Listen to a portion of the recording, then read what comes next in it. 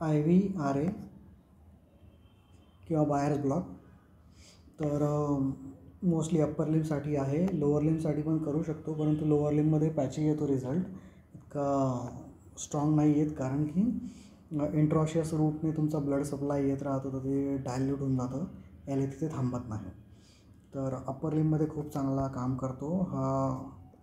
खूप हाय success rate आहे, ईज of performance आहे, 5-10 मिनटात चालू होऊन जातो. आणि टॉर्निके जितका वेळ असेल, usually procedure should be half hour किंवा मॅक्सिमम 1 आवर, त्याच्यावर नाही चालत.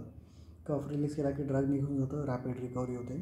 तेच त्याचं डिसॲडव्हान्टेज पण आहे, टॉर्निकेमुळे प्रॉब्लेम होऊ शकतो आणि इंट्रॉशियसमधनं ब्लड येतच राहणार, तर थोडं ब्लडलेस फील्ड येत नाही, एक्सँग्युएशन करावं लागतं. ठीक आहे, रॅपिड रिकव्हरी होते, तर पोस्ट ऑफ ॲनालिसिस देऊ शकत नाही, LAG टॉक्सिसिटी होण्याचा चान्स असतो, टॉर्निके लावल्यामुळे नर्व डॅमेज होण्याचा चान्स असतो, कंपार्टमेंट होण्याचा चान्स असतो.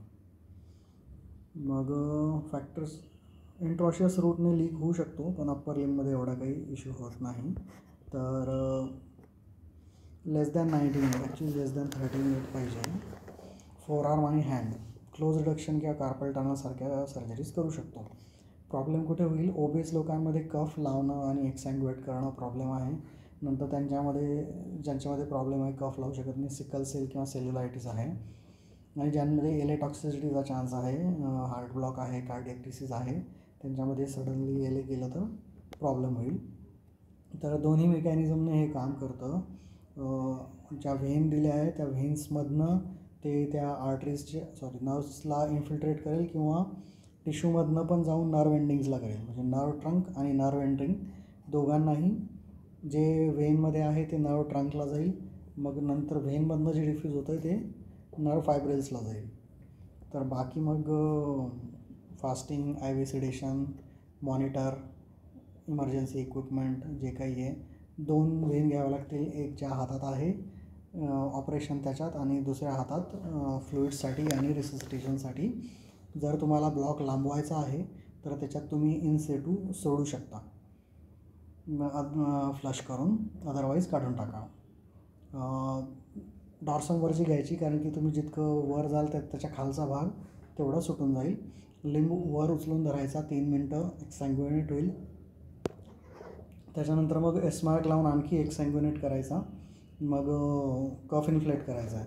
आधी डिस्टल कफ इन्फ्लेट करावं लागेल, म्हणजे डिस्टलच्या खालचं ब्लड वर जाईल, आणि मग त्याच्यानंतर प्रॉक्झिमल टू द टॉर्सो असं लेबलिंग केलेलं आहे. तर आधी डिस्टल, मग प्रॉक्झिमल, म्हणजे तेवढं ब्लड बाहेर जाईल. आणि ऑक्लुजन प्रेशर घ्यायचं आहे, सिस्टॉलिकच्या 100 to 150 वर गेलं तर त्याला ऑक्लुजन म्हणणार. पल्स पाल्पेट करून बघायची. नंतर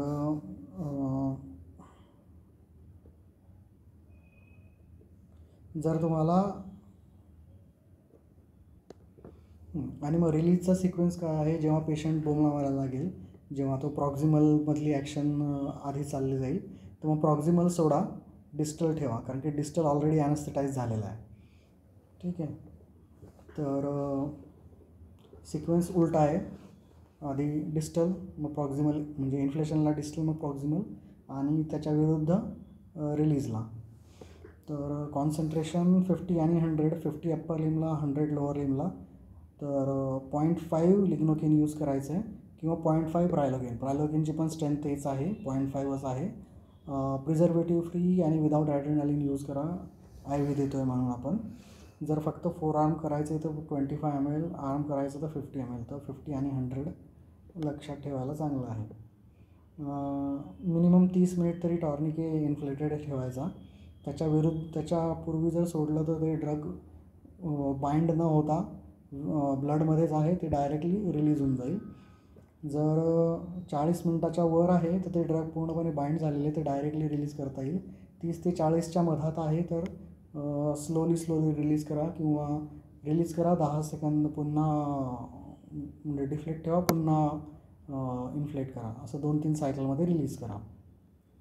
प्रोलॉंग करायचं जर इफेक्ट 1 तासाच्या वर झाला आहे तर पुन्हा हाफ डोस तुम्ही देऊ शकता, हाफ डोस रिपीट करू शकता. बाकीचं आपण बघितलं आहे.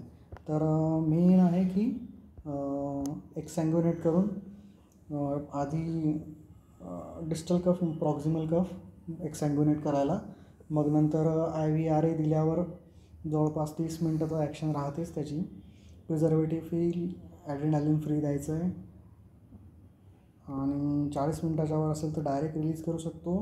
त्याच्यानंतर पण द्यायचं आहे तर हाफ डोस देऊ शकतो. बाकीचे मग pros and cons depending on LAच्या कॉमन सेन्सने आहेत.